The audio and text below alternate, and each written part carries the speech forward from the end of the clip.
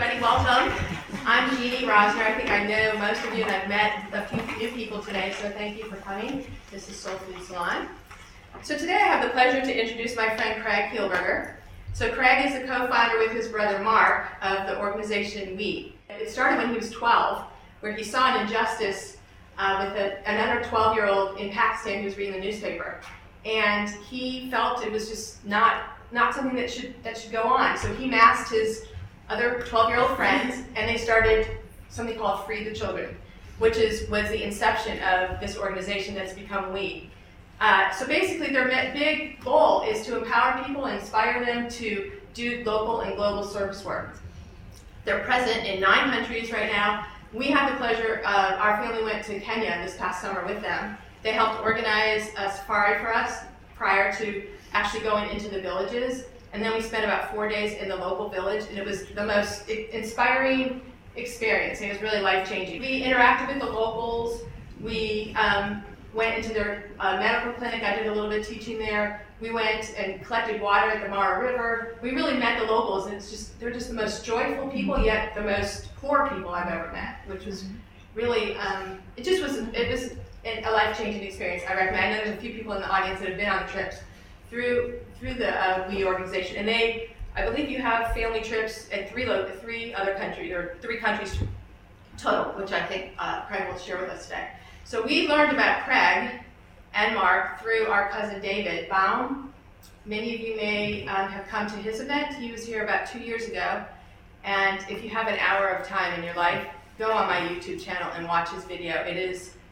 He's sitting in my living room just in a chair just telling stories. He's a great storyteller, and the topic was 4 rules to live your life. And so David is an advisor for Me to We, for these guys, and I think he talks to you maybe once a day or something. David's just like a fascinating, amazing guy, and he has shared his love of these guys with us, and now I would like to share my love of them with you all.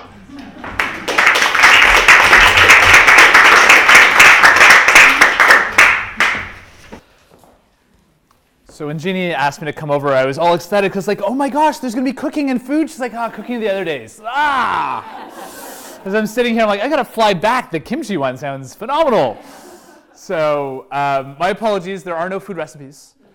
But I'd like to actually share a little bit of a recipe on how to nurture the young people in your life to be caring and compassionate. So we'll be talking a little bit about whether it's in your own journey, whether it's the youth who are your own sons, daughters, nieces, nephews, or your wider community and creating impact. So thank you very much for the invitation, for literally opening your home and gathering together friends and family. I have to say thank you, of course, to the other quiet gentleman sitting there. I do love that there was a little bit of a water spill moment, and we had Jonathan down on his hands and knees, and I'm like, so this is why he's allowed in. He can do the cleaning work, and then besides that, he's out again after this. So I do love that. So Ruth, I don't know where you grabbed a seat, but thank you. Oh, there we go. Thank you. Clea, thank you. So we have some wonderful individuals who have actually already made journeys with us overseas on various trips, so they can tell you all about it. But you so beautifully and eloquently summed up a little bit about who we are and what we do. So this whole journey, and actually I apologize, even before I leap in, allow me to introduce 2 other people who are literally backing up as I said that. So Fiona and Kim, who work with us. And Kim has been involved in our organization for just 20 years. Has gotten involved from the earliest days, and also Fiona has just joined us last year, and together they inspire families and youth and help connect people with their journeys. So thank you so much. So here's a little bit of the story. Now you were very kind in how you shared how we started, because the truth is when I was 12, I wasn't trying to get involved in a cause. In fact, when I was 12, I one morning was just reaching through the newspaper looking for the comics. So I had a very ordinary childhood. My parents were school teachers, got an older brother, grew up in the suburbs. Honestly, nothing that extraordinary about it. And this one moment truly changed the course of my life in some very unexpected ways. And the story was about this boy who was 4 years old when his family was so poor in rural Pakistan that they pledged him as collateral on a loan. And when they couldn't repay that loan, this young boy was sold to pay off the debt. And so he worked at a carpet factory day after day after day, weaving hand-knotted carpets until he escapes at 10 and tells his story back in his home village. And they hear about this incredible young boy, and they invite him to speak in the capital city, and they invite him to the US, and they invite him to Europe, and he starts to travel the world and courageously speaks out and returns home to Pakistan. And at the age of 12, riding his bicycle in front of his house, he was assassinated. And the story goes around the world, including on the front page of my local newspaper. And because I was 12 and I read this story, I was so angry about our lives. And that was the only thing that we had in common. I love that we have an 11-year-old who's with us here. So that one click was what made me so angry that I tore it from the newspaper, brought it to my class, and I said, I need your help. And we gathered together this small group of friends. And as you heard, there were 12 of us. And at the time, we were actually all 12 years old. So we named our group the Group of 12-year-olds. How we started. Name lasted for 2 weeks until one of us had our 13th birthday, and we realized it's not going to have, a lot of legs to this name. But we didn't try to set up a charity. And I know some of you have kids involved in service or volunteerism. Truth be told, we just wanted to help. Didn't really know how, but we just wanted to help. And so we picked up the phone and started calling other charities. This was 23 years ago. So I always need to add that disclaimer when I'm talking to students, because they're like, why didn't you just Facebook them? Or why didn't you? There was, this is how old I am now. We actually had to call people. And whenever we called these other charities, they would say, if you want to help, send money. And I said, well, we're 12, so we don't have a lot of money to send. So what else can we do? Can we volunteer? Or maybe can we come by the office? Or maybe if you could help mentor us a little bit, we can actually get more involved. Or maybe something we could do, like a campaign of some sort, or all this kind of youthful, bubbly energy. And they didn't know what to do with this on the other end of the phone. And actually one person said to me, listen, if you want to help, do you know where your parents keep their credit card? So I was like, ugh. And it was this very simple moment as a kid that we came to this realization that it's actually incredibly hard to do good in the world.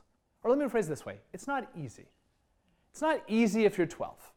And I'd argue sometimes it's not easy if you're an incredibly successful individual who is busy with your life, maybe raising young people in your life, maybe balancing that with a career, maybe wherever you fall in this time of your life. I've come to realize, and that was that small, very simple realization that became the cornerstone of everything that we've subsequently done, is that we need to make it easier for people to do good. So our mission statement became to make doing good doable. And that very simple idea, to help enable this with families. So now we work with millions of families around the world to enable this in schools. So 15,000 schools run our service learning programs. To enable this with companies that we team up with in various initiatives. And to enable this through consumerism. We create socially conscious products, including an entire line of coffee made by all women-owned farmers around the world, another line of cacao and chocolate we do, again, all women-owned farms actually in the Amazon basin. And so various initiatives we've built now around the world, reaching about 1 million people. But to take a step back again, where all of this came from was this. This was how we started. That was actually our doghouse. That was our first fundraising stand. This is our 6th grade science fair board that we converted over to Be a Better Cause, and we went school to school to school to school to school. The fun part about being kind of a more intimate audience is you can actually share parts that we typically gloss over, but this is how humble we were and how just grassroots and tiny was. We started exchanging letters, this group of 12 of us, with this activist in India.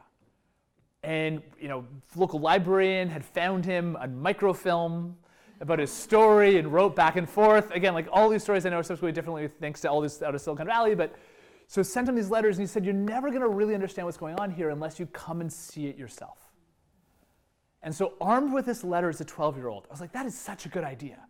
So went to my parents and sat them down. And this was after our summer we had spent with car washes and collecting pop bottles for fundraisers, and we were trying to raise money to build a school overseas. So September rolls around, I sit down with my mom, I sit down with my dad, I say, I've got this plan, I want to take 2 months off school, I want to go traveling, I was just starting 8th grade, I want to go traveling through Pakistan, where Iqbal's from, and India, and Bangladesh, and Thailand, and Nepal, and it's going to be awesome, And don't worry, as parents, you won't have to miss any time teaching. I'll go on my own, but I'll call. And can I go? And like this whole pitch.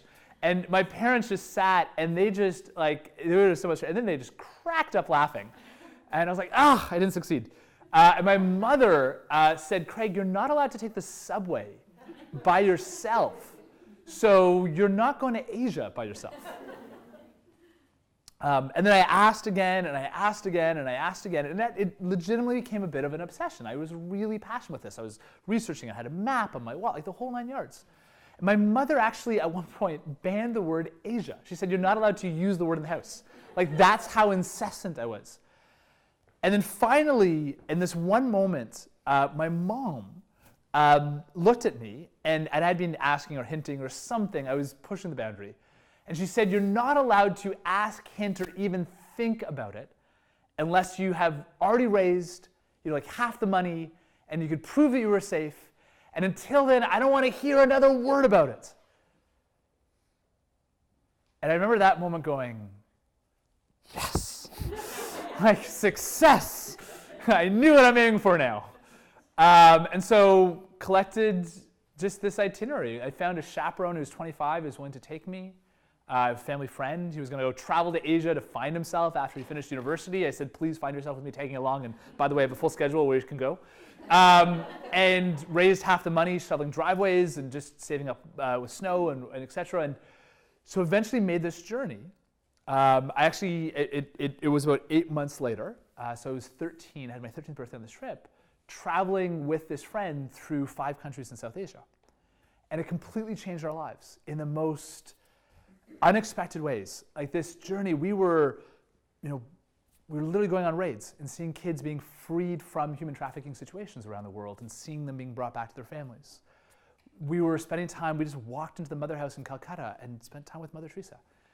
She was just curious why young people were here and spent the day with us. We were going through this journey that the Canadian Prime Minister, I'm from Canada, the Canadian Prime Minister was traveling on a trade delegation by complete fluke in Asia at the same time. I read it in the newspaper. So I went to his hotel and I said, I'd like to meet the Canadian Prime Minister.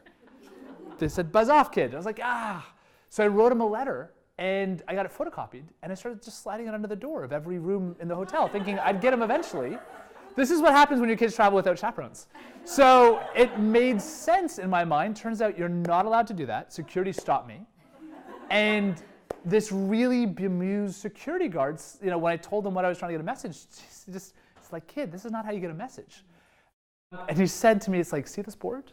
This is the bulletin board where the press are putting their notices. This is how you get a message. So the security guard puts this little message up and says, come on this date, puts a little message on top.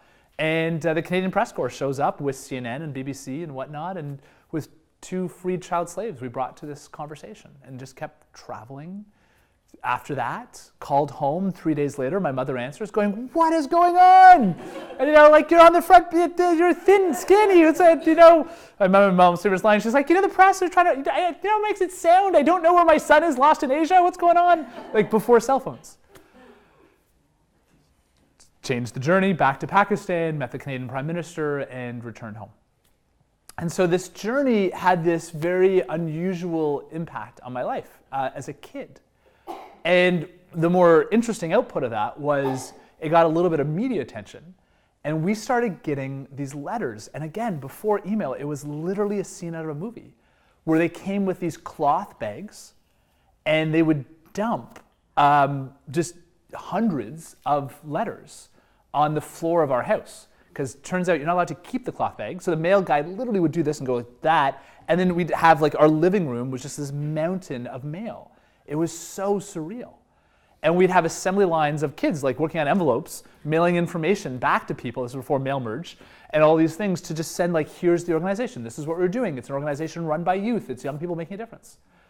And we learned a heck of a lot in those early days from this very humble upbringing till the phone rang in our house. And it was a phone call that would again change the course of my life. And it is helpful when Oprah does a show on your charity. So at this point I was 15, and Oprah had heard about this fledgling children's charity. And the show was talking about how at this point we had built 12 schools around the world, which for us was a lot, just to manage expectations. We were like still in high school.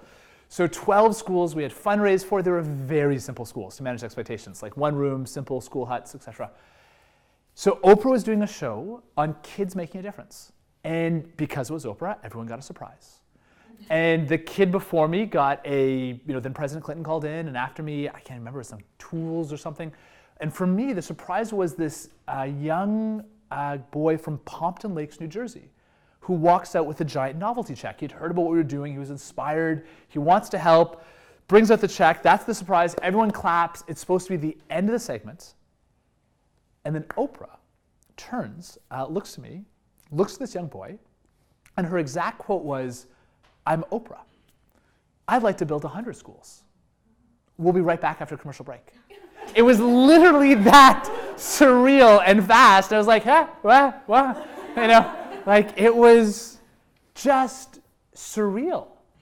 And then the next couple days later, myself and my brother were sitting in front of a man named, because we thought that was the epic moment. The epic moment was still coming, where a man named Tim Bennett. And Tim ran something called Harpo, which was Oprah's production company.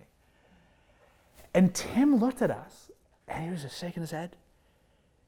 So Oprah had never made a pledge this big before, had never pledged internationally ever before. And he's just shaking his head, and he's looking at us going, what in the... And this was a pledge that was millions and millions of dollars. And so he said, okay, I'll tell you what, you can have the money if you can answer 3 questions. Like, okay. Question number 1. Do you have currency hedges in place to mitigate against the fluctuations based on the US currency we give you and the final budget allocation in the local currency you're spending it? Question number 2, do you have Paris seismic engineering models to ensure there's no vicarious liability for Oprah in case of an earthquake or something takes place? And then question number 3, do you have, was to ensure the fiduciary oversight. I remember because I was like, how do you spell fiduciary? To ensure the fiduciary oversight, do you have third-party monitoring and audit and financial control functions in place in the countries in which you're operational? So if you can answer those 3 questions, the funding is yours. Sadly, there wasn't any sound and bright light or something that just timed well on that one. I don't even understand the questions. Like, to this day, if I had to set up a currency hedge, I'd probably call you. I have no idea how to get a currency hedge. So I literally sat there and I just shook my head and no idea in the world. And he looks and he said, okay, it was every month I want you here. Every quarter, I want you in front of Oprah's board. And it was this realization, and Oprah had this beautiful phrase, that it's easy to do good, it's hard to do it well. And this also became a bit of a guiding light that informed a lot of our philosophy around this idea of how to make doing good doable. Like, how do you do it well?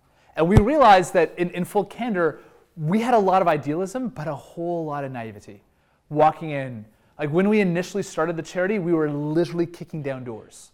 We were freeing child slaves. And then we started to track what was happening to these kids. We wanted the stories to share back home. I'd love to say it was like a data capture system or something. It wasn't.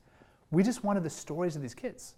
So we provided extra funding and said we want to track and we want ongoing reports and we want to know in 6 months and 12 months and 18 months and 24 months. And we'd see how many of these kids that were freed would end up back in the same situations because of desperate poverty. Their family state hadn't changed because of the realities of losing a harvest or family members trying to pay for education or an external health shock, etc. That the reality hadn't fundamentally changed. So we started not only just kicking down doors to try to address questions around human trafficking, but to look at alternatives and how do you create opportunity and prevention in communities that have a high propensity and a high risk series of factors for these realities.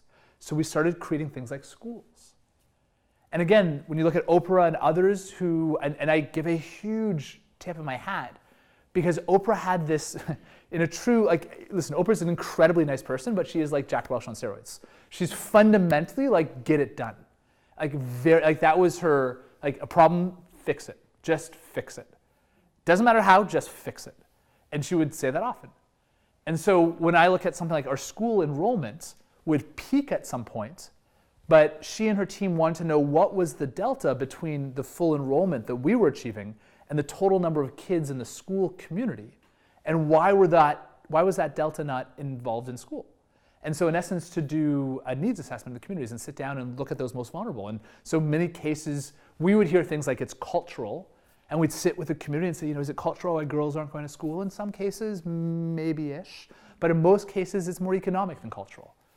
The girls would walk far distances to get dirty, polluted river water. You all know these stories. So we provide clean water at the schools. We started tracking our water projects. 40% of the water projects would have a failure rate in the first 3 years of operation. Not us, that's an industry norm. So we started looking at small businesses to fund the sustainability of the water projects. The number one reason why a small business fails in a developing country is a health shock. So you've got to look at health, prevention especially. We started looking at how these pieces fit together. And what emerged was this model that started to now touch lives around the world that has 5 pillars: education, clean water, health care, food security, and opportunity through jobs. What we never imagined is today the organization's grown a heck of a lot bigger than when we first started. So these are what our annual gatherings look like. We can't fill a classroom, we can't fill a gym. We have to take the biggest indoor venue that a city has. And we do these in 19 cities every year.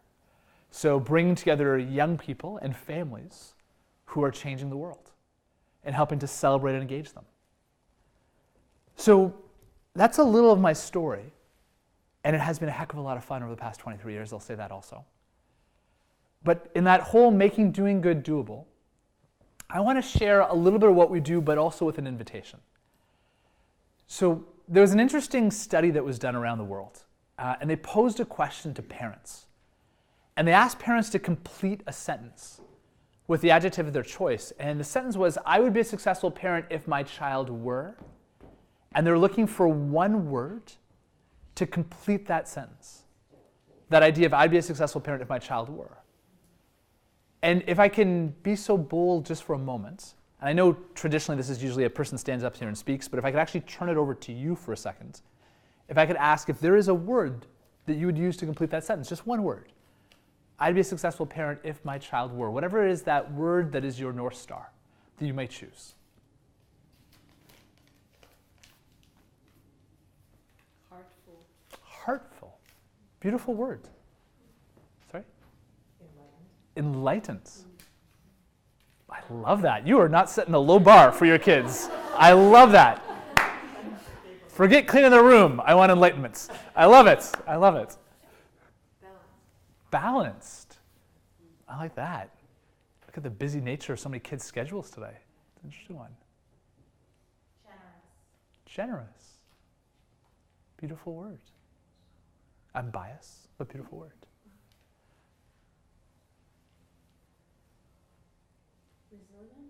Resilient. The interesting thing across the study was they found in 42 different languages and cultures and faith traditions, and the diversity that represents 42 different nations around the world, and this was incredibly diverse in various continents represented, etc. They found words like wealthy, or words like anything that attributes with academic prowess were often at the end of the list. And words like kind, giving, responsible, loyal were the words that were on the top of the list. And the reason why I just wanted to pause a moment and share that is because it's interesting how busy young people's lives are. And how the messages we send to youth today of how much time in their life they spend in school. And I could literally stop and ask, I think, any young person that's in your collective lives, they could tell me the school they're in. They can tell me likely the musical instrument they play. They can probably tell me the sport that they do. And when it comes to raising kids who are generous, or balanced, or resilient, there is an extraordinary data set that shows that perhaps one of the greatest things that you can do is to raise kids who are actually involved in service to others. The University of Virginia did a fascinating study where they randomly divided students through their high school journey. And as they divided them with the group that had, the equivalent of, in essence, a control group, they gave them an extra study hall period twice a week. So 2 additional 90-minute study times, which if you think about it, it's a lot of time to study, 180 extra minutes there, versus a group that had twice a week a service learning program. So twice a week they would engage in service in the community. They tracked them from freshman to senior all the way through multiple schools, statewide study. Now here's where it gets interesting, because no one quite knew what would be the outcome of the study, because if you inherently think about it, more study time, by logic, for many people equals better outcomes academically. They found the students who actually were involved in service learning not only got higher grades overall, were more likely to go to college and university. They also found really interesting indicators on things like teen self-esteem, sense of self-identity. They found actually a 3% lower rate of teen pregnancy, just as an interesting outcome. And it was an interesting spectrum of life outcomes. Things like resiliency, for example. Please. Were they randomly divided? Randomly divided, yeah, across the state. And the idea is challenging this assumption, because we are, of course, and listen, I don't agree with the idea we're so academically driven, but even if we are academically driven, how do we achieve the ideal academic outcome? And the idea, in essence, that emerged from this study was this idea of service-based learning, of applied learning, of finding what you genuinely care about. And so why is this interesting? Because young people find great mentors and role models, how they define their sense of self-worth by the peer group, that sense of teachers looking up to them and saying, you're that good kid who's involved in service, all these self-reinforcing cycle elements that take place. So much of what we do is service learning, and how that comes alive is programs now in almost 15,000 schools. So this is an invitation. It's free, it's open, independent, charter, religious. If we're not in your sons or daughters or nieces and nephews' schools, we'd love to be. So it's K through 12. And it's, again, using service-based learning. And it ranges from extracurricular with really young kids who do things like We Scare Hunger, where they knock on doors on Halloween and they collect food for local food banks. Now why, where's the learning component of that? Well, they're researching the cause of hunger, they're writing a persuasive letter, they're practicing their speech, they're getting a map of their neighborhood, they're deciding which nonprofit it's going to go to, they can do all types of math calculations around the poundage of food they collect. It's all of this great life learning. And that's from the young ages all the way to, we have a partnership with the College Board that I suspect many of you are familiar with, given the age of a lot of your kids I was chatting with, that of course runs the SATs and they run AP, Advanced Placement courses. And we've actually created a new version of the AP course. It's called AP with We Service. And the entire course is taught through the framework of service. So AP Computer Science with We Service, you actually learn your computer science, but you're coding for nonprofits. Or AP Biology, you still learn the core outcomes, but you're actually testing the water in your community to prevent the next Flint, Michigan. Or AP Spanish with We Service, you work with a new immigrant to the community to help fill out government forms or to assist in various steps. And so the entire idea is what you need to learn anyways, but applying it within a service-based framework to achieve a higher outcome, we would say not only on an academic, but also on a life skill level. And so the whole reason why we created this partnership was actually the College Board came to us, interestingly, out of this one, and they looked at the data of the schools that have been running our programs, similar to groups like the reference study I just mentioned. And the interesting outcome aspects are that a lot of students are arriving at college, they found. If there's a need to make sure they're all academically ready, but even those who are arriving academically ready may not have the life skills that go with it. And they found 2 challenges. One, students were arriving and they were changing their majors because they weren't really sure what they wanted to study because they had just taken those courses to get them to the school, but it didn't connect to the real world.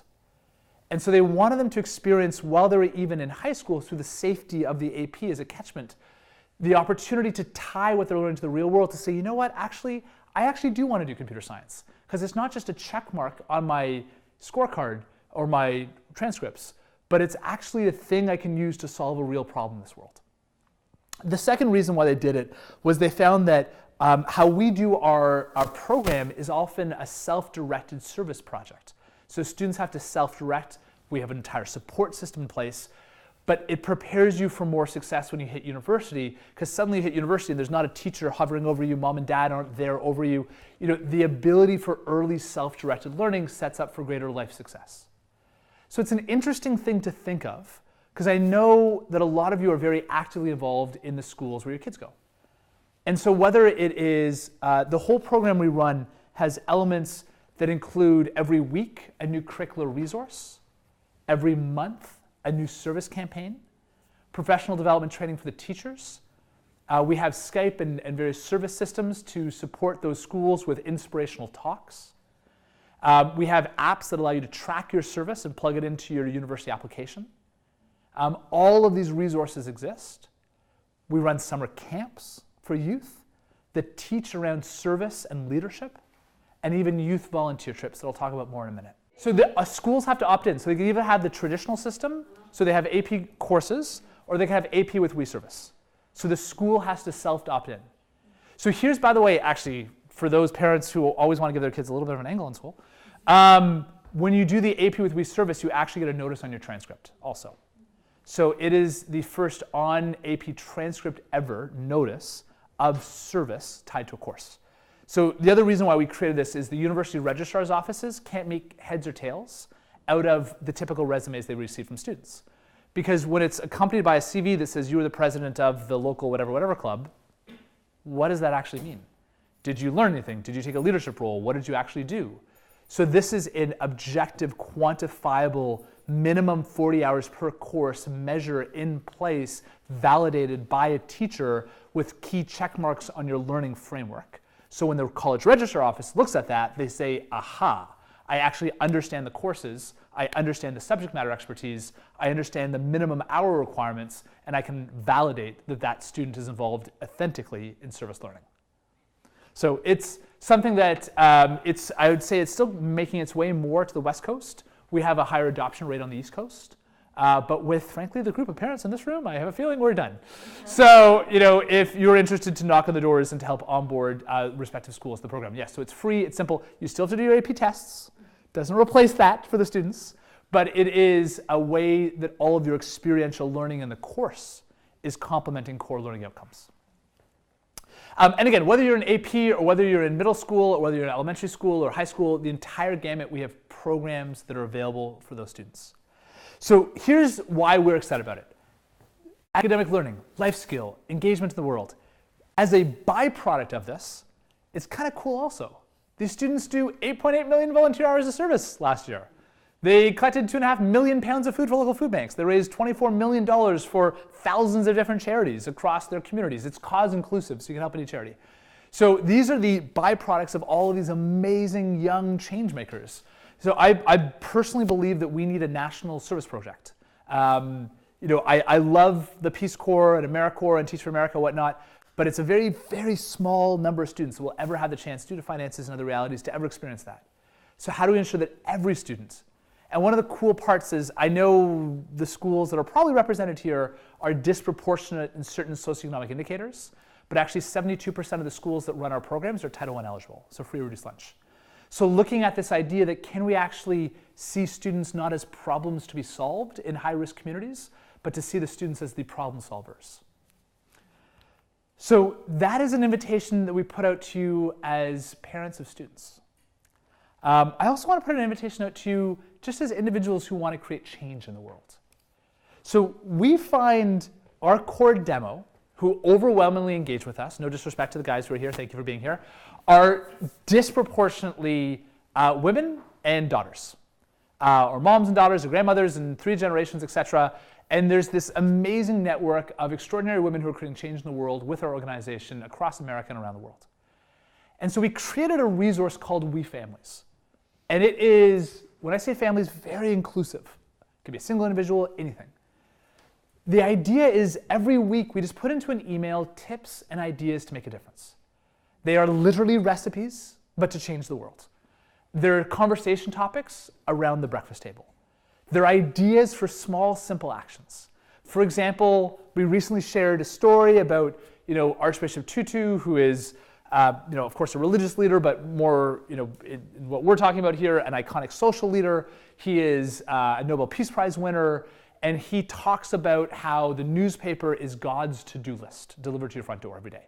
And like a metaphor about reading it with your family. We're a secular organization, but you know what I'm trying to get at here is the whole idea of like a family tradition of starting your day by looking at the news together. And small things like that that create an impact in the world. And so we'll share a dose of inspiration, a dose of action, and ways that people can get involved. For those of you who've got younger youth in your life, everything from illustrated children's books that teach lessons around sharing and compassion, to those of you who are interested in more older youth, we do everything from volunteer family trips and travels. So as an opportunity for those of you who have always thought, I want to get my family more involved in service, but how do I do it in a very safe, deeply meaningful, very authentic, and profound way? So here are a couple more invitations to you. So invitation number 1 was We Schools. Invitation number 2 is We Day. So can I ask, how many of you have ever heard of We Day?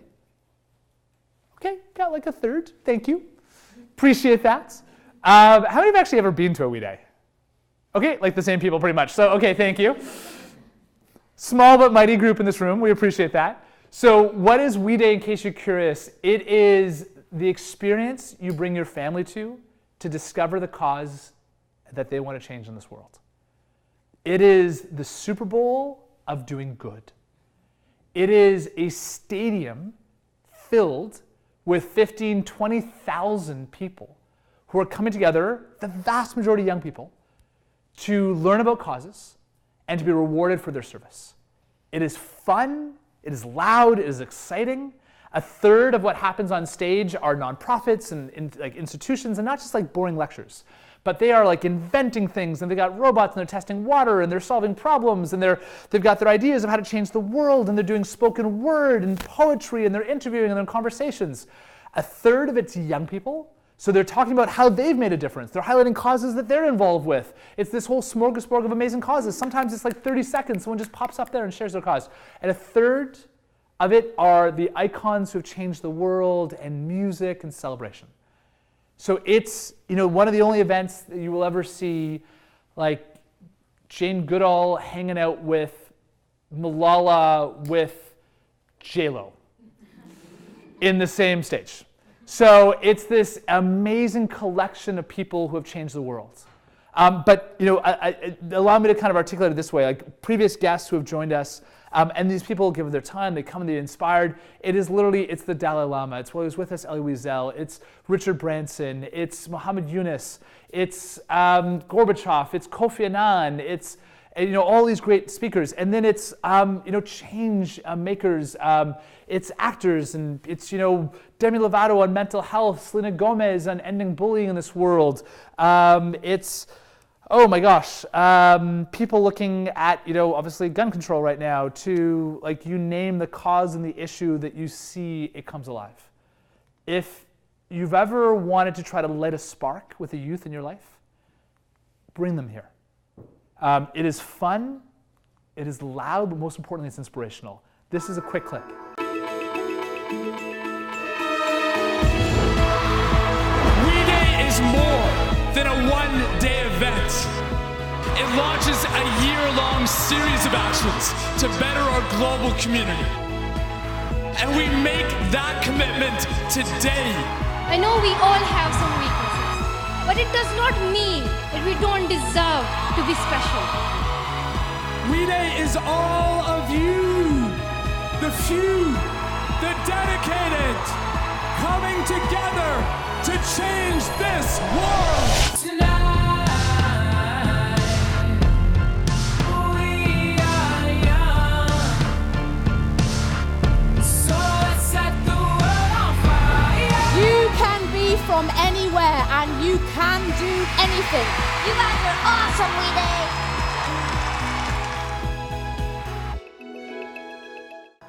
Imagine a younger version of TED plus Coachella, but for social change. Like, it is nothing is longer than 7 minutes on stage, so you can imagine how fast everything moves. There's 6-hour events So the full scope and scale of celebration, there's We Day dances. There's 3 stages simultaneously taking place. It's designed for young people, so it's like, moving fast.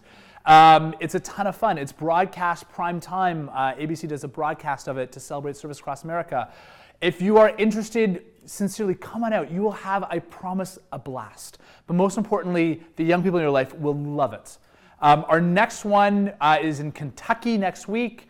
We're in actually Baltimore next week, Kentucky the week after. Our next one in California is April 19th. It's at the LA Forum. It is going to be amazing. It is our broadcast one taking place. Last year, just to give you who came last year, Alicia Keys opened it, Oprah was there, the Muppets were cracking jokes about bullying, Demi Lovato, Selena Gomez hosted. Like, this is the type of celebration that takes place. It's a ton of fun. The 25th of March, we're in Chicago. May 3rd, we're in Seattle. There's 19 of these things. So hopefully, either between the Seattle one, May 3rd, or Los Angeles, April 19th, LA, May 3rd, Seattle, May 3rd, Seattle. We'd love to see you there for this type of celebration. Again, this is a quote that just kind of symbolizes, KPMG is one of our largest global partners, and their global CEO is very involved in our work. And he comes with their family, and he comes with his kids, and he always comes to at least one We Day a year. And he has this beautiful saying where he actually turns off his phone. Like blankets. This is a guy who gets a lot of urgent phone calls from governments and audits and whatnot. And he says, I will never win the quantity of time award with my children, but I will fight to win the quality of time award. And he goes, this is why I always come to We Day. He goes, because I sit there, and he goes, and then we have months and months of conversations about everything that slowly, like at the dinner table and in conversations and driving to soccer practice, he's like, remember that person who said, remember that cause, remember that girl, remember that boy, remember that hero, remember that music, and it just trickles out for the next 6 months. That's why you come to that celebration. So the global side of what we do is also an invitation for you if you're interested. This is my last invitation. We want to make doing good doable, not doing good overwhelming in the number of things you get involved with. But for those of you, hopefully we've made it easy for your family to get involved in schools and your family to have their weekly actions and your family to discover through We Day a passion. This is if you're looking to have that global impact. So I mentioned to you that we started originally kicking down doors, freeing kids, and then it grew to schools and supporting projects now around the world. And so those schools have now grown from primary schools in communities where we work to now secondary, which is incredibly exciting. So these are a lot of girls and boys who never had a chance in a lot of the communities where we work to ever have a formal style of education. Some of them were the first in their families to have the chance because we work only in rural, very isolated parts of the world.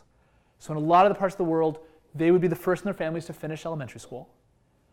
In literally almost every case, the first to ever have a chance to go into high school and to further their education in some extraordinary ways. And you know the realities, but it's not easy being a girl or a boy in the realities of a lot of the communities where we work. And so it's not just education, but it's clean water to make sure that those girls especially can go to school. And as I mentioned, food security, so helping farmers to increase their crop yields, so systemically ending poverty. So they have the food to feed their family, but the excess to sell to take care of their families.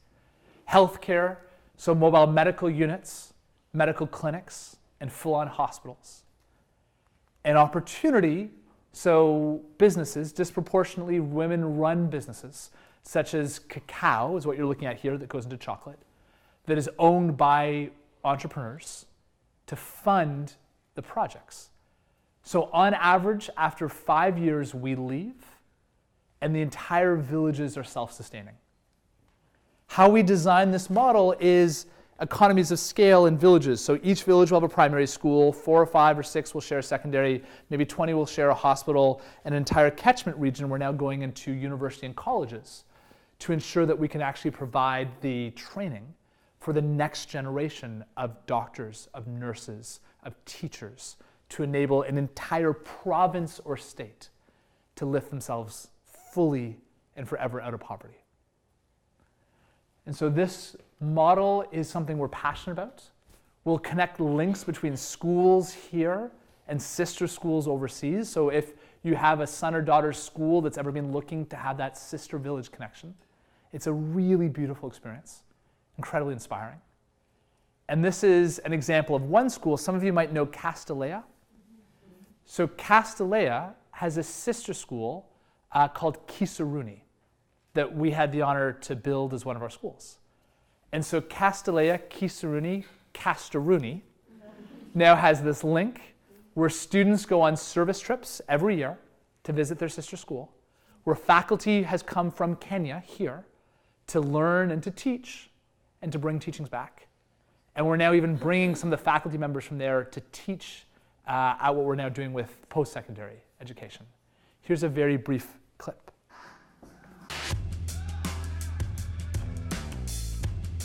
I used to look up at the airplanes flying by.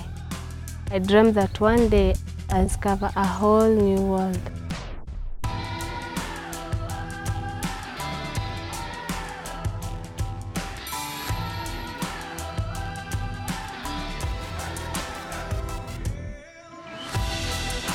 I loved school.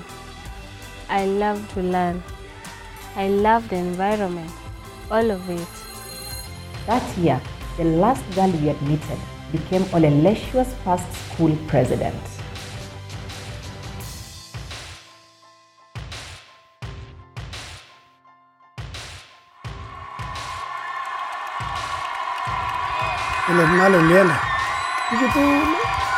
All the way from the Kisaruni schools in the Masai Mara, East Africa, please welcome Faye.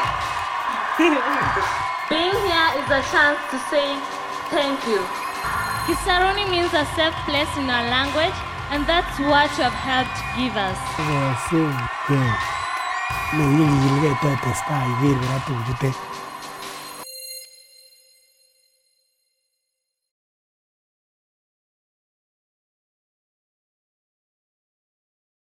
So it's a rather beautiful experience of linking together for social impact. And as I mentioned, one of the coolest parts of that is a final invitation to the family wrapped into that, which is not only do we do youth trips, and not only do we do school trips, but we also do family trips. And I've had the pleasure to spend time with a lot of parents who have struggled with how do you authentically create experiences for your families, or for your kids only, to have these type of service experiences. And so as a charity with 23 years, this is what we do. We enable this around the world in the communities where we work. So we spend our mornings in Kenya, where we have our own eco-lodge, where we walk with the Maasai warriors in the morning, and we spend time building schools and seeing the walls rise. And there is nothing more fundamentally family bonding than building a school. One of the coolest trips I was ever on, it was 3 generations of family together. And one of the aspects about that trip was about 4 or 5 years after that, the patriarch of the family passed. And at the memorial, they had the whole family there together, and the one photo that they chose to put up was the whole family standing in front of the school that they built, because more than anything else, that symbolized the values of that family. You know, there's some pretty beautiful moments, or over the roaring fire at the end of the day, when there's no cell phones, there's no internet, where you just have a conversation as a family around what are values. Where we'll spend days walking with the mamas as they collect water, carrying it on the back. And the coolest parts is just authentically the conversations that emerge when, like, one of the Maasai mamas turns and, you know, asks your son or daughter, so how far do you have to walk to get water? It's like, you were laughing a little too long on that one. You're like, if only my kids appreciated. So yes, I know what you mean. Or, you know, a game of soccer where the local kids just completely, you know, demolish us with having fun. Here's the part I also want to add. It's safe. It's comfortable. There are a lot of groups out there where you kind of sleep on the floor and you're not really sure if you're in the back of a pickup truck, and that's not us. We do service trips for all walks of life, but we're trusted by people like, you know, we host the British royal family. We host, you know, the families who are here. We had an event last night at Sheryl Sandberg's house because we host her several trips. We host people of all walks of life who join us. And it's that comfort, that safety in our eco-lodges that enable people to know they're going to push their intellectual comfort zones but not push their physical comfort zones. So, and it's just falling in love with the beauty of the land. Or India, we're in Rajasthan, so up in the north, where it's cool all throughout the year, where we start our mornings with authentic yoga. Literally the community comes and teaches us, and then we of course teach back in the schools, where we'll do a lot of work around women's empowerment, especially in the communities. It's very cool when the men all sit together and the women all sit together in the local communities, and our volunteers who are men sit with the men, the women sit with the women, and it's like having a conversation. And I'll never forget this. We, again, in this particular case, was the global CEO of KPMG. He was with his family. He was learning to make chapatis in the community. Of course, the local community has no idea who this is. They just assume that one of our staff volunteers, looking at this man going, "Oh, you will never marry. Like, you just cannot make a chapati to save your life." And his wife is like cracking up and being like, "Yes, appreciate that." There was just, these very authentic, wonderful moments. In the evenings, Indian cooking classes where we learn from the community, and Bollywood dance and celebrations, and just seeing the beauty of the land. And again, let me underscore the comfortable parts, the safe parts. So we have a wonderful partner of ours. Some of you might know the name Jeff Skoll. He helped to start eBay, did rather well, and enabled these eco-lodges. So along with another individual who we know very well named Mike Stone, who's within the TPG world. If you're a TPG person, that name means a lot. So Mike and Jeff have helped to enable these lodges so that people fall in love and have a very safe and comfortable experience. The final country I'll mention is the Amazon, where we head down in the Amazon basin in Ecuador, and we take dugout canoes, and there's wild toucans and parrots, and there's this beautiful hike where one of the trees, it takes 27 people to hold their hands around it as you just see the beauty of the Amazon basin. And we learn from the women as they do the traditional arts and the traditional culture and the traditional blessings and the shamanic blessings in the community. And again, we help build schools and teach and serve and learn how to blow dart and spend time and have the safety and comfort where we come back to connect in the community. We had a beautiful trip actually last summer. It was someone from San Francisco. Some of you, if you know the name Jason and Ann Green. Jason did a trip with his father, Walter, years and years and years ago. It was so impactful that as his kids come of age, he did the trip with his son. And then as time still passed, when he celebrated his 50th birthday, he put an invitation out to everyone and said, "This is one of the most meaningful things I've ever done with my family. If you're interested, come." And he said maybe a family or two, 68 people came for his birthday trip and flew down together, and they all built a school together. So these beautiful experiences that take place in the community. This is a little bit about the experience.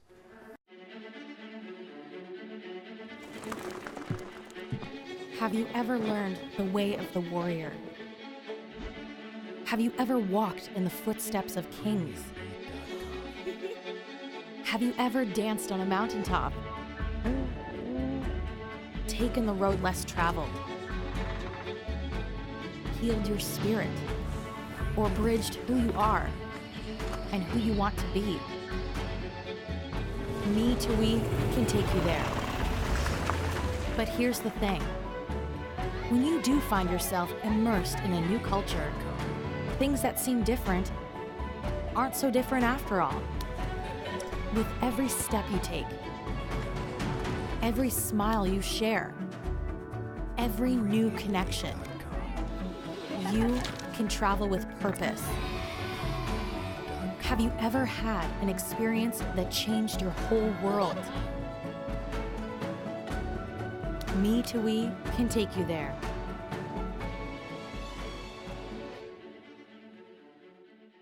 So that is a story that started 23 years ago now with a newspaper story, an unexpected trip to Asia, a rather unusual visit on a couch with a TV talk show host, a series of conversations to make doing good doable, and that took some journeys now to try to empower other families and other youth and other individuals who are looking to complete their own journey.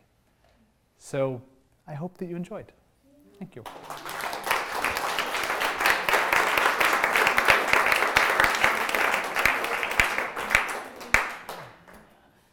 Okay, we're going to do questions and answers, but I forgot to mention it, and Craig has also.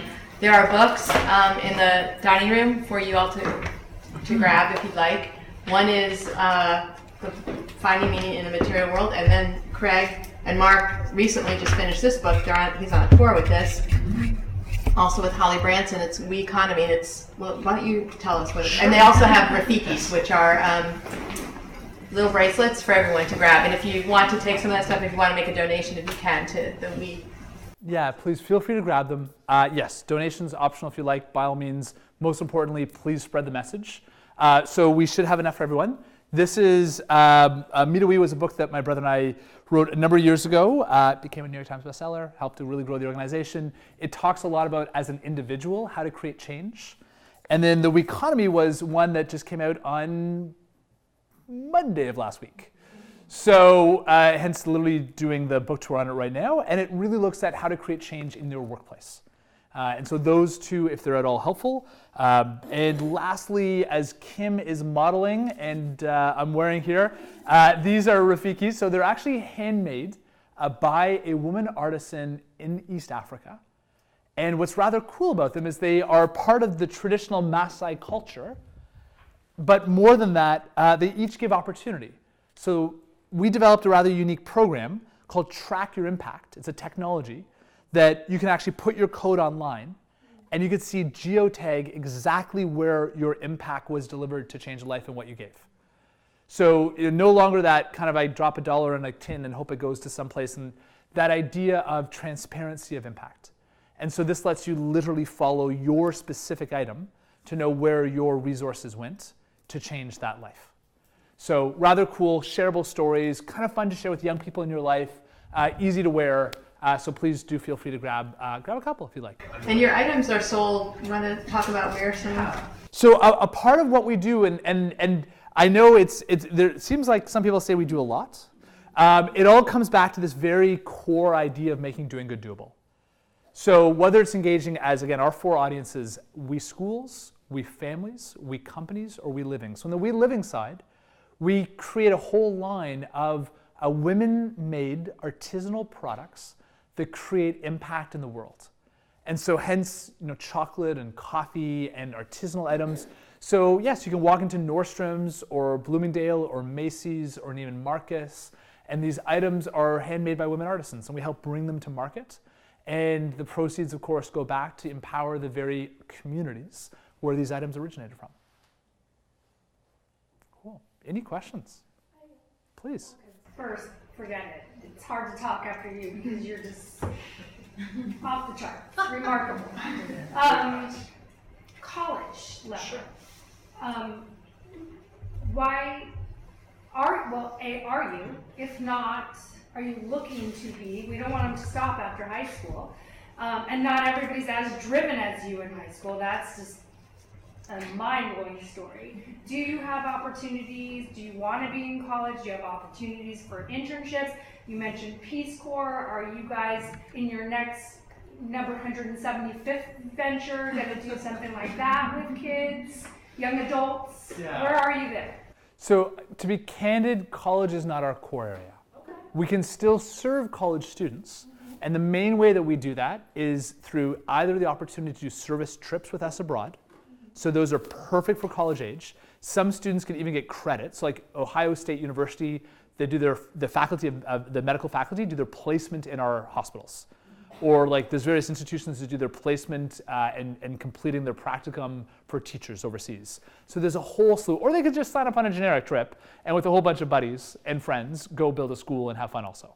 And so there's that whole opportunity. Or the second thing they could do is create a club or a service initiative, extracurricular, in their college, and we'll mentor them through that. They can do fundraising, they can get involved. So there's that type of component. So it's a little more, it's not the same as like in the high school programs or elementary where we actually program right in and build the courses. So it's a little more extracurricular on that college level. We're slowly building out more resources, but it's a step-by-step process. Do you use interns? Very limited. And here's the reason why, and I appreciate where you're going with that. The main way that we do is people who take a few steps in the organization, then we'll pull them in. So like, here's the life journey of a youth. And they could start at any point. But say you've got kids who are like 4, 5, 6, 7, 8 years old. We've got children's illustrated books, 7, 8, 9. They're starting their chapters in their schools around service 10, 11. We do overseas sleepover camps in North America. So they stay in their own, closer, well, not closer to home necessarily, but they're not going overseas yet. 12, 13, 14, they're going to our camps, they're having a great time, they've got an after-school club, they've got a curricular program. 13, 14, they start doing youth trips on their own without mom and dad to go on a service trip with us. 15, 16, 17, they're now going to advanced junior facilitation training or advanced leadership training at our camps in North America. 17, 18, 19, they're now junior chaperones. So they're assisting at the camp, so they're assisting on the service trips. 19, 20, 21, 22, they come through college-based service projects where they would be getting credit for the service work they do with us. And then 21, 22, 23, they apply for a full-time job. And we literally hire hundreds of youth a year who will go into full-time roles, so not necessarily interns, but full-time roles. And they'll join us in helping to mentor other youth through their service projects. So depending on where, and then at any age, of course, family service trips, at any age, We Day, at any age, other experiences. That's a little bit of the kind of the age gamut of available programs. Cool. Please. On family service trips, do you ever use the skills that the family members already have? Absolutely. And so we ask a whole slew of questions before people go on trips with us, and some of it you'd imagine like allergies and medical, but we also want to know about your own particular interests and skill sets. So it ranges from people who have mentored women on small businesses, to medical doctors who have rolled up their sleeves, to the spectrum you could imagine of everything in between.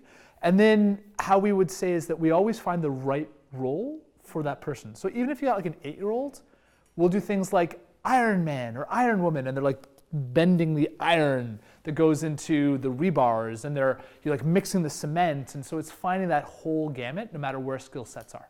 So Andy, when we went last summer, I did a few talks at the clinic, and Jonathan did a talk about finance, or economics, actually.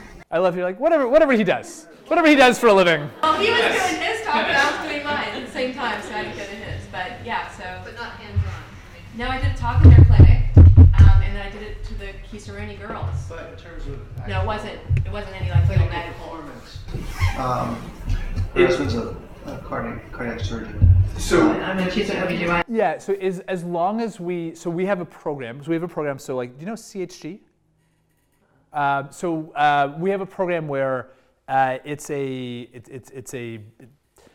whenever a hospital or a clinic needs a doctor to swap in, they're like an HR firm for doctors. They will actually send us. The only difference is we need you to come specifically with that knowledge set, and on dates that we can accommodate.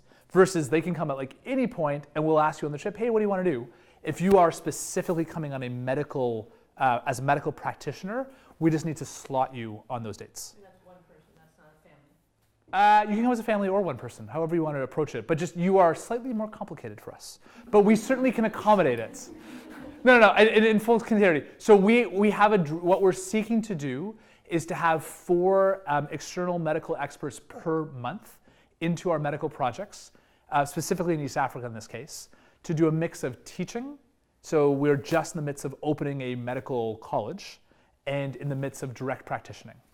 So we are looking for both, but we just need to coordinate it so we don't have overlaps and coordinate it in schedules. And so the short answer is yes, but we just need to work with you, and our team would work with you on those type of details. Yeah. Oh yeah, totally. So you talked about how you have like wee things in school or around. Totally. I'm not sure of any schools, at least locally near us, that have anything to do with this. Well, the nice part is how it starts is often with a student and or their parents who want to go to their school and say, there's this really great program taking place, and are you interested to bring it to the school? And all that we need is a courageous student, preferably 5 foot tall and 11 years old, who will help us bring it into the school and convince a teacher, guidance counselor, or principal, and then our team will actually talk to them and answer all the questions. I appreciate the question. Such an interesting story, how you started it out, you went on Oprah at 12 or 13, and they brought you this business proposition, how do you answer these 3 questions? How did you do that? Like, how did you finish school? How did you handle developing this organization? I mean, it was obviously a full-time job and a half. How did you get through your life steps and develop this incredible model? If you have seen Craig speak, you would know the answer to that question. He's the most high-energy individual I think I've ever seen in my life. This is so calm. This is the calmest I've ever seen him. He is on his toes. Like, his energy field is unbelievable. So that's part of the answer. I don't think he's late. He didn't necessarily do so well in gym class in high school. An amazing group. In full candor, like, you know, when you're 12, you throw up your hands and you ask for help. And I love this expression, standing on the shoulders of giants. Because when I look at the organization, we've had the most extraordinary mentors, connectors, people who fundamentally breathe life into what we do. There is this, so it was interesting. We had this event last night and Holly Branson was in town and we each asked each other 2 questions. And I got to ask her 2 and she asked me 2. We didn't know what they were in front of the audience. And she asked me this rather odd part. I wrote a line in the book, the new book, that was slightly controversial and got a little bit of pickup in the press because I actually said, don't start a new charity. And people were like, what? Like, oh, like you help millions of people do service? What do you mean? I was like, but not a new charity. Like, if there's something fundamentally new, great. But there's 900 different charities in America fundraising for breast cancer research right now. That's a lot. Like, you know, we have ways to do good as opposed to launching necessarily new initiatives. And the reason why I wrote that in there is I realized that how we ended up growing was kind of like there but for the grace of God. Like that incredible luck of we had people who entered at different points who were so kind and so gracious and who mentored us, and like that Oprah moment changed our lives, and the Tim Bennett mentorship changed our lives, and this incredible teams that have helped us to shape, and the number of failures. We actually were approached by a university, a biz school, that wrote up an entire case study, and they wanted to write about success, and we said, no, let's write about our 5 greatest failures, because we have learned so much from those failures, because we failed so spectacularly when you actually look at it. And the whole reason why I share this is, I think people feel overwhelmed that they need to build everything from scratch. And we think that we need to learn everything again from scratch. And I look at how we ended up accomplishing this is we learned from others, we collaborated with others, we partnered with others, we grew with others, and it was literally staying on the shoulders of giants. So to answer your question, I did complete my studies, I did complete my undergrad, I do have an MBA. This was life as, you know, on kind of on the side of doing all of this. We have an extraordinary team. We've got people from all walks of life, we recruited from schools and universities and former UN and former White House and former State Department officials and people who have just these spectacular skill sets. And they've said that they saw something larger that they can connect into and to create that impact. How about to close that picture, how about the camaraderie with your brother? Absolutely. So here's an example. So here are some of the original founding team. My sister-in-law is now my sister-in-law after this. Stanford undergrad, Rhodes Scholar, Oxford-trained lawyer. She clerked for the Supreme Court, and then she left that to do women's empowerment work with us. My brother couldn't get into Stanford, so he went to Harvard instead. Undergrad, a Rhodes Scholar, Oxford-trained lawyer, never practiced, chose to join us straight away. We've got senior team members from all walks of life, but I will say that my brother and I, we have the privilege and honor to build this together now over the past 20 years. And one of the main moments was actually after Oprah, because when Oprah's team sat down with me, Tim Bennett, and I remember he literally said, I want adult supervision. That was his actual term, and I'm like, I got him. My brother. He was 19, he was an adult. I don't know if that was quite, I'm like, he's old, he's 19. So it became this incredible journey together, side by side, and with just incredible mentors. Like, let me be very honest. Like, let me even just take a moment here. Like, there are families here who have taken leaps of faith with us because they've involved their own kids. Like, the kindest trust of all is people have literally entrusted us with their children, which is an extraordinary kindness that these groups here have done. And these families have been intimately involved in our work, and it's with their advice and guidance and support that all of this has grown. Yeah, please. How many employees is We now, and how do you fund yourselves? Sure. So we have globally about 1,000 full-time people who run what we do, and that's split between the teams who oversee, and those are our direct employee base, who would run and oversee the operations. In addition to that, we'll work with women's co-ops and various other groups that will operate in the local community projects on the ground. Those team members would be in North America focused on mentoring youth and families. It's like a Teach for America model in some ways, where they'll be young, they'll give us a couple of years of their life straight out of university, they'll mentor youth. So you can Skype us, you can connect with us, and they'll mentor youth on their service projects, just like a homework coach or a tennis coach. They'll coach kids to change the world and support them in all of their initiatives. So there's that function. There's the global function team that runs and oversees the quality and the audit and the financials and all the structures in all the countries we work around the world. And so that's the clean water, the health, the medical, the operations, etc. So all of that takes place. How we fund ourselves largely falls under 3 buckets. So one part of it is actually income we earn. So we're a little unique in that regard. When people go on trips, just like any normal trip, people pay a fee, or when people buy a Rafiki, they pay for them, and that creates the sustainability of the social enterprise model that actually funds and ensures that our min rate is low and effective. We're proud of the fact that our min rate is 9 cents on the dollar. So 91 cents to high efficiency programs. We don't skimp on monitoring and evaluation and stuff like that, but we fund it through what our earned income model is. The second component that what we do is mostly corporate donations. So we help fulfill CSR and corporate social responsibility for a lot of partners. So we'll do that for KPMG, we'll do that for Unilever, we'll do that for Allstate, we'll do that for different companies, where we'll help get the whole company involved in service. And the third part we do is individuals. And so just like any other organization, major gifts, people will fund a village, they'll fund a school, they'll support a project, they'll enable what we do. And some families, we live in a world where some families adopt a child, and some families can literally adopt a whole village. We're fortunate that we've had some amazing families in Palo Alto that have literally, to give you just like a spectrum there, like a one-room schoolhouse can be like $12,000 to literally building an entire village, like schools, clean water, health, drilling, piping. It's like $1 million to do an entire village. And so we've had some families that have done that over 5 years, and they've literally built a village. Or it's about the same amount to actually build a college. And they've literally built an entire college. I had this funny conversation with a Palo Alto family. This tells you something about Palo Alto. That they called a local hospital and said, we want to give you $1 million gift, and left them a voicemail, and they didn't get a call back. So I'm like, wow.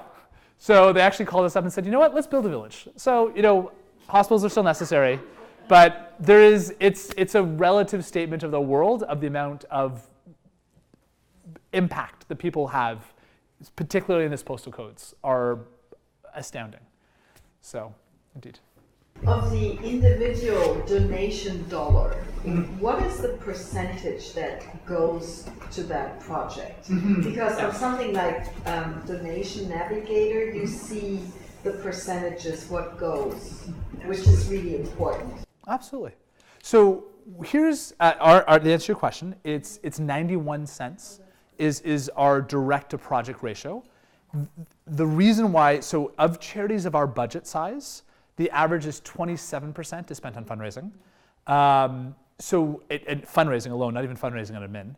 So our fundraising and admin function combined is actually 9 cents. And the reason we're able to achieve that is 2 functions. We're not as well known as some charities, candidly, because we don't do telemarketing, we don't do street canvassing, we don't do mass mailings, we don't pay for ads, we don't do Sunday morning commercials, we don't do any of that type of stuff, which is very, I would argue, old school. I'm not a huge fan of it. I think there's far more efficient ways to create impact in the world. So we're not as well known in that regard, but we consciously choose not to allocate our resources in that way. And the other reason being is because of our social enterprise.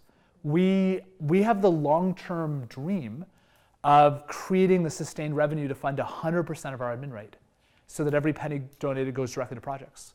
And in the process, creating jobs and employment for the communities, and especially the women in the community where we work. So that's the dream, to try to create that impact. Please. I was curious, once you build the school, yes, and I assume you target various areas that are undeveloped, how do those schools keep running on an ongoing basis? Do you supply the admin and the teachers, or does the local community get involved? How does that work? Yeah, no, great questions. So frankly, we've learned a lot over the journeys, and one of the most incredibly important parts we've learned is that the government must be a partner with us on this. So we are not seeking to replace, we're seeking to complement. And so we will not, so even before a brick is laid, before $1 is spent, we spend about a year in negotiations and mobilizations with all the key parties involved. So we are negotiating with the government, and if we bring this, you bring what? If we're negotiating with the local community, if we bring X, you bring Y. There's a whole negotiation around the role of women, around the role of sustainability, around the role of exit. And so we don't work in a whole bunch of different places. We concentrate in a geographic region. So we will work not only on a single village level, but we'll cluster villages into what we will refer to as a circumference of impact. So we will look at the needs of an entire province. So for example, in Ecuador, we've been looking at the tributary rivers that feed the Amazon basin, and there are about 50 communities over the next approximate 10 years that we would be systematically phasing in. And that would be like industrial sized water purification systems. It would be building, primary, secondary, tertiary. It'd be bringing in hospitals. It'd be bringing like phasing that over, which again is an interesting data point. And this is just as an interesting perspective, literally, and this is still an immense amount of money. But when you put it in perspective on foreign aid budgets and just general, for about $50 million, you could literally do an entire state. It just puts it in perspective. Like, you're not solving every ill in the world, but the fundamental nature of clean water, the fundamentals of food security, the fundamentals of economic generation and sustainable development, the fundamentals that enable the community, as we would use the metaphor, to start the flywheel of economic growth and impact. It's actually not a lot on a global level. It is, again, a relative concept. I realize that that's still an immense amount of money, but it's an interesting data point for what it's worth. So we'll negotiate with the government. The government will provide teacher salaries. We will be involved in training, recruitment. We'll sometimes build retention and various bonus systems in place in partnership with the government. But then we phase out, and the local community has an education management committee, or a water management committee, or a XYZ management committee. So they have to take over that ownership and that economic long-term sustainability. So even, for example, our water projects, we, for example, have literally on staff actuarial scientists who will calculate the typical breakage point, and then we'll know at what point we would phase out, and then the community would need to have enough money in a reserve to even repair if something were to break. It's like that level of local sustainable ownership, planning, and empowerment. And I would love to say that, again, this was all of like advanced thought. This was because something broke, and then they called us back again. And it was because of all these key factors. So that's the core model. Here's where it frays on the edges. So despite the fact that the community can take over ownership of the projects, there isn't always the local capacity. So we've found that there are certain pipeline constraints in certain regions we'll work around the world where you just can't hire enough teachers who are skilled. Or you can't hire enough nurses. You can't hire enough. We're actually training logistics management experts. So that's where we're now moving into secondary education and post-secondary education to train the skill sets so that there's enough local capacity to take over that ownership. So we work in 9 countries, but 3 we've made deep commitments to really see that type of transformational work. I have a feeling that I'm probably hitting people's time edges, and I probably took some people's interest over the edge, especially on the development aspect. But if you're interested in chatting about development and modeling for financial sustainable exits, feel free to walk up to me afterwards, because I'm really excited about this. But we have some aspects. Please grab some Rafikis. Please grab some books. Please grab anything there. And please chat with our team. You've got Fiona, you've got Kim, you've got myself, and you've got just some wonderful team members who are happy to chat with you to more if you're interested. So thank you so much. Thank you. But Jeannie, thank you for hosting all of this. Thank you. Fabulous. Thank you.